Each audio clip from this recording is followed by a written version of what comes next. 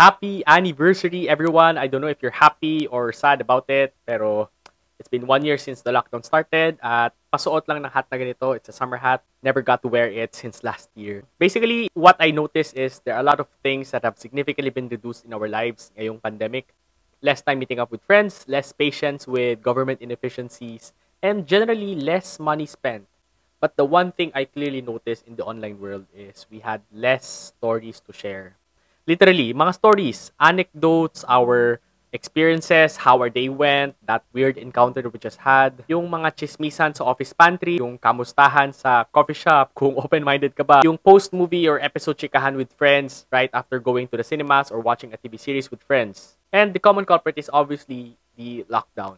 But if you think about it, what is that unique thing about the quarantine that caused this drought of stories? And the answer is, we stopped traveling. Commuting, walking, vacationing, going to the office, mall, school, going to a meeting spot, lahat ng gala at lakwatsa nawala or nabawasan talaga. So, what do you think happens when we move from one point to another? Bakit tayo nakakagawa ng stories pag ganun? Personally, I felt a drought or hunger for stories because as a hobbyist writer, I have always shared my anecdotes online, and the most recurring theme is about me commuting. It can be funny, embarrassing, or scary. I actually made a compilation of all of them in a blog post. The link of the article can be seen below. Now, during the pandemic, I had less stories to tell and share online. It's not that I have nothing to post at all, but from sharing experiences and encounters, what I talk about now are my reflection or mga prayer intentions, or mga reaction paper or mga woke essays sa mga lumalabas sa balita, or just simply the quiet art of sharing memes. Yeah, I know it can get quite boring pag paulit, ulit na lang yung ganun.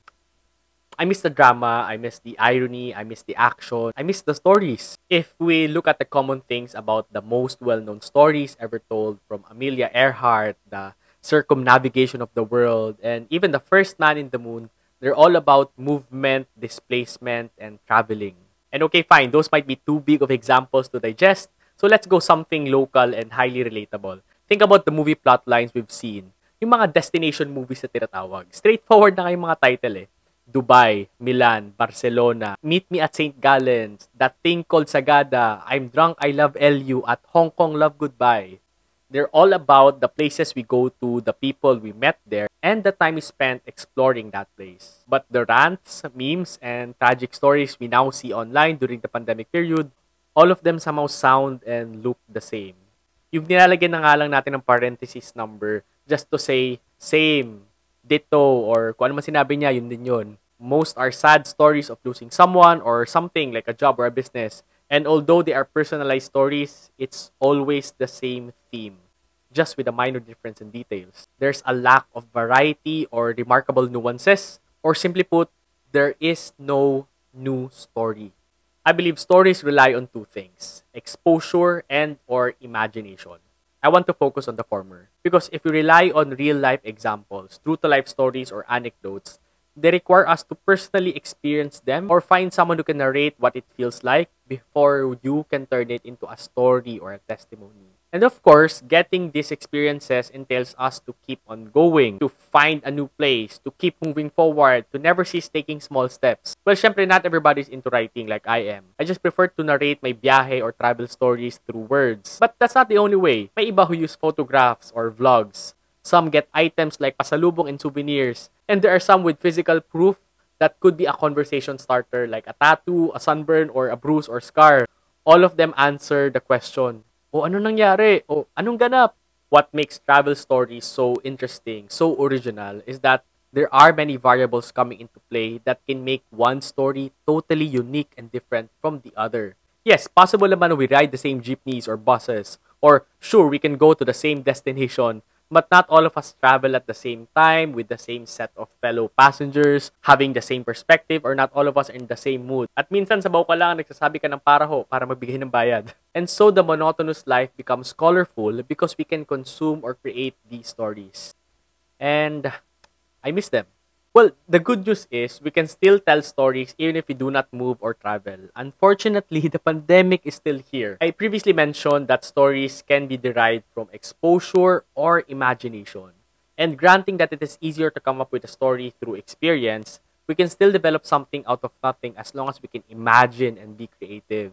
Well, evident you've been to a world of wizards and witches, mga knights and warriors, vampires and werewolves, all because someone out there told a story through his or her own imagination. Possible naman, but that requires an artful way of storytelling, an inspiration, and an imaginative mind. But I think that's kinda hard to do at the time of lockdown blues, no? Kaya ako namimiss bumiyahe. Lumabas, kumuwala, maligaw. Kasi you experience small doses of life that you can turn into stories when you go outside. But for now, let's follow health protocols, but don't stop creating stories. We can still create stories. We just have to be imaginative about it. Pwede naman tayong maging creative or use fictional setups, imagine stories, or pwedeng mag-throwback stories ka ng experiences mo before. Kumbaga, you could travel with your head, the things that you can think of.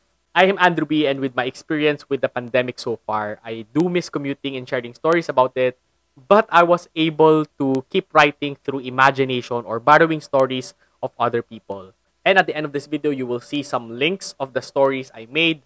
One is inspired by someone's true-to-life experience aided by a song.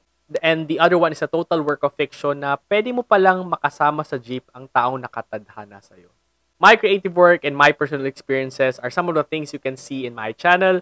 If you look closely, they are interrelated. And if I somehow made the few minutes of your time in lockdown less boring, do consider liking, subscribing, and sharing. And hey, I'm done sharing my story. Maybe share yours. Bye.